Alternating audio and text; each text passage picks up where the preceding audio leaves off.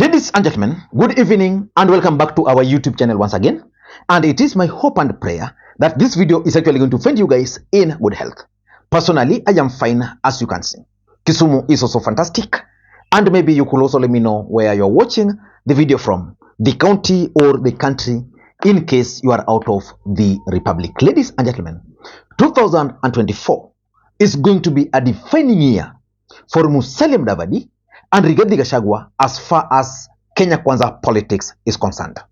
But the two gentlemen are actually closing the year in style. Mimi nikisimama hapa hata nilalamike kwa sababu yale tulipata kule ni mazito. Ni mazito. Siwezi kuwadanganya, lakini kazi yangu sasa si kulia. Kwa sababu mlituchagua kama serikali tuende turekebishe. Sasa juhudi yetu ni kunyorosha, sio kulalamika yale tulipata. Na wanasema tusiongee ati vile ilikuwa. Hata ukienda hospitali lazima ujulikane ukiingia ulikuwa na kilo ngapi. Si ndio? Na ulikuwa na magonjwa gani hapo mbe? History ya mgonjwa ni muhimu. Kwa sababu wewe ni mgonjwa, ndio ujue ni dawa gani utampatia, lazima uangalie historia yake. So wanatuambia msiseme vile mlikuta, nyinyi fanyeni. Tutafanya ndio, lakini lazima tujue history ya huyu. Alikuwa sukari iko juu, damu nakimbia, so usipee dawa hii, patia hii, kwa sababu ukipatia hii inaweza haribu, kwa sababu alikuwa hali mahututi. Na ndio hata unaona mtu akitoka theater hawezi kuenda kuanza kukula ugali, anaanzana na supu, kwa sababu ya ile hali ya mwili vile ilikuwa. Sasa tulikuta hii mgonjwa wetu anaitwa uchumi wa Kenya pale kwa ICU, amewekelewa mashini, ako karibu kwenda. Mungu ametusaidia, ndio huyu ametoka ICU. ICU ametoka, ako pale ward. Sasa hata anatoka anaenda bathroom na kurudi, ameanza kuongeza uzito, ameanza kuwa na appetite. Si ataelekea nyumbani? Ataelekea nyumbani. Mgue na imani, na lazima tueleze watu ukweli.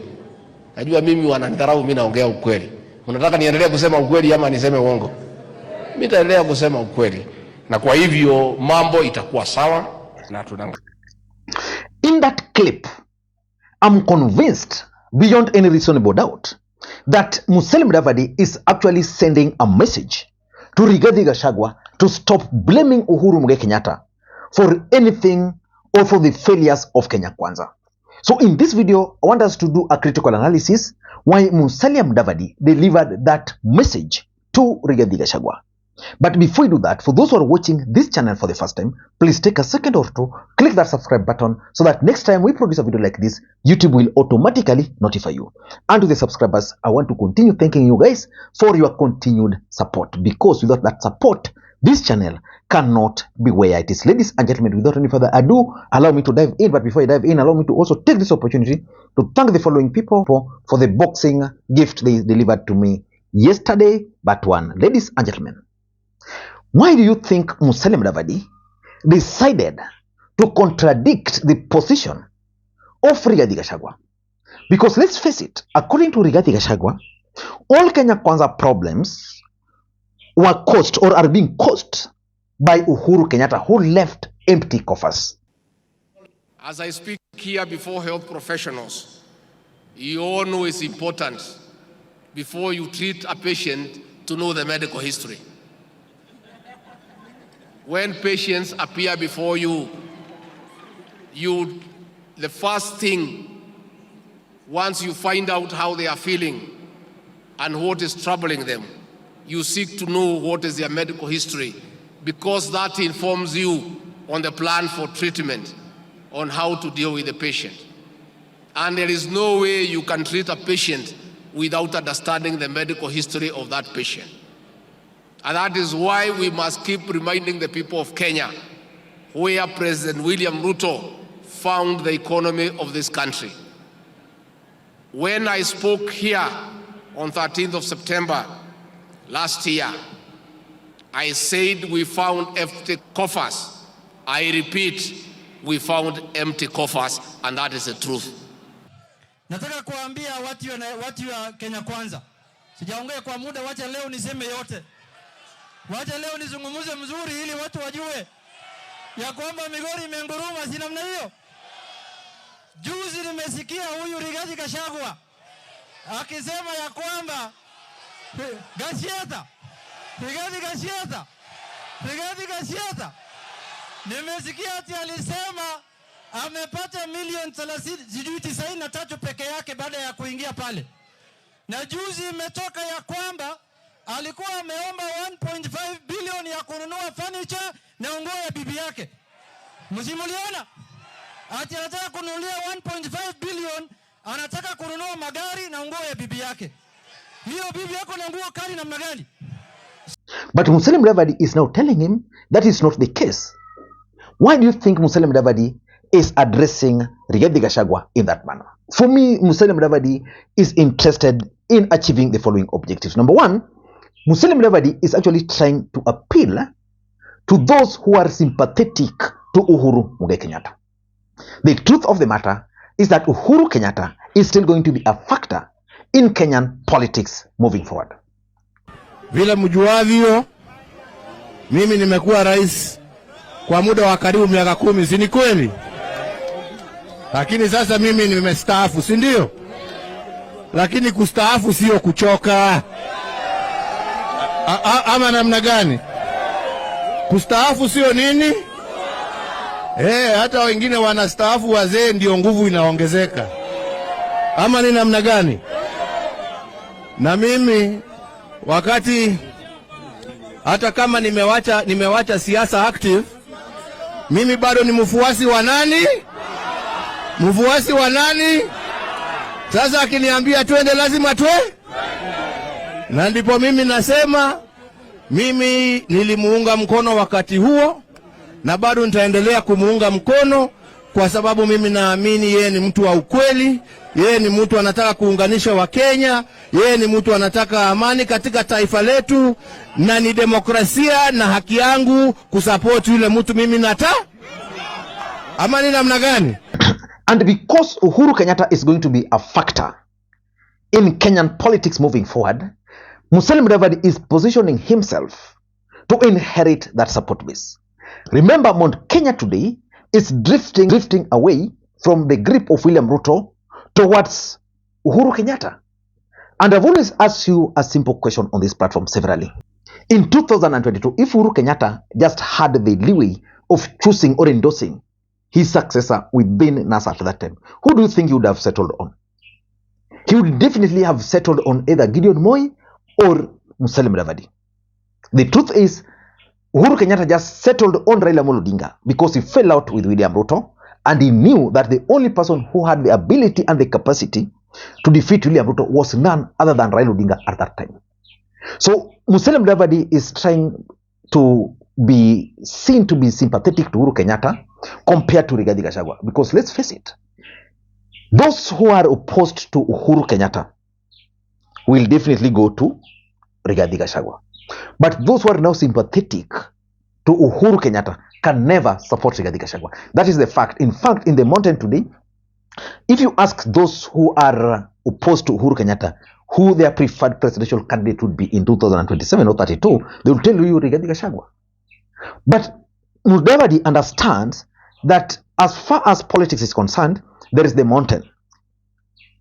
And definitely those who are sympathetic to Uhuru Kenyatta voted for Raila Odinga over 1.4 million. He's targeting those people. He also believes that Azimio supporters are not happy with Rigathi Gachagua, especially the continued attacks on Uhuru Kenyatta. So he's trying to appeal to those group of people. So that's number one. Number two, Musalia Mudavadi probably has read the mood of the country called Kenya.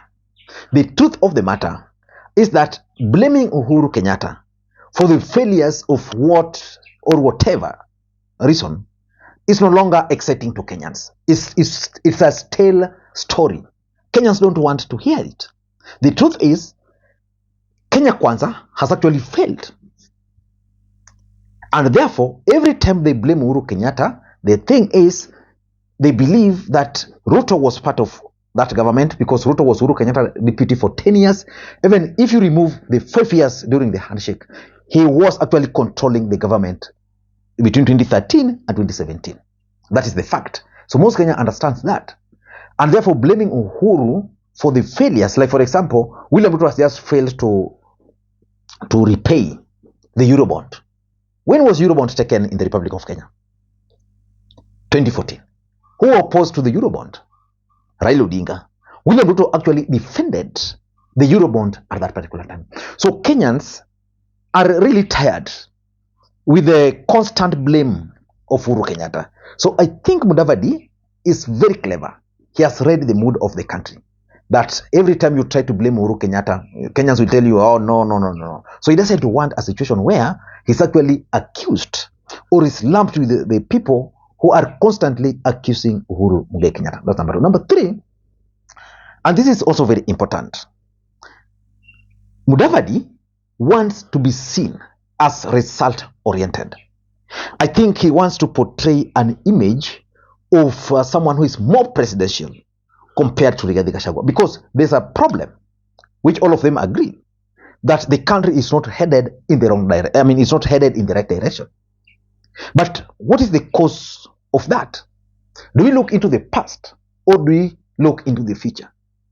Rigathi Gachagua is stuck in the past, that we found empty coffers. So Musalia Mudavadi is telling him that, you see, we have a problem here. So the thing is, let us solve the problem. So he's creating an image of someone who is out to actually solve the real problem which Kenyans are facing, while Rigathi is still keen on blaming him. So Mudavadi, in my view, if you are to ask me, wants to portray that image of someone who is result-oriented, because for him, he doesn't want to blame anybody. He just wants to see results. And lastly, and this is also important, Mudavadi wants to maintain that image of the gentleman of Kenyan politics. If you are keen, Rigathi Gachagua is forceful, is firebrand. You know, he takes a position, sometimes a very hard position. Like, for example, on the issue of the bipartisan talks, Rigathi Gachagua was very clear that he doesn't support that bipartisan talks. But because William Ruto insisted, it went on despite his opposition. But for Musalia Mudavadi at that time, he was like, let us give the bipartisan talks a chance. So he wanted to portray an image of a gentleman. In this case of blaming Uhuru Kenyatta, in my view, Mudavadi is also trying to draw a distinction between his brand of politics and that of Rigathi Gachagua. So Rigathi Gachagua has a lot of work to do if he actually intends to challenge Musalia Mudavadi as far as Kenya Kwanza politics is concerned. I'm saying this because moving forward, Kenyans are going to judge Rigathi Gachagua based on several factors. One of them is his brand. I've seen his team trying to brand him as someone who is youthful. You know, his kind of dressing code is trying to change. Although, you know, once a Dio, always a Dio, he cannot leave that kind of look. The other day I saw the former PS, Irungu, trying to attack Murkomen for sharing another photo there. But the truth is, Mudavadi is now trying to portray an image of a gentleman, the gentleman of Kenyan politics. Whether Kenyan politics is for gentlemen is something which I still don't know. Because if it were like that, probably Raila Odinga would have become the president of the Republic of Kenya. I don't know what you think. That's my take. Until next time, this is Lee Makwiny. Bye-bye.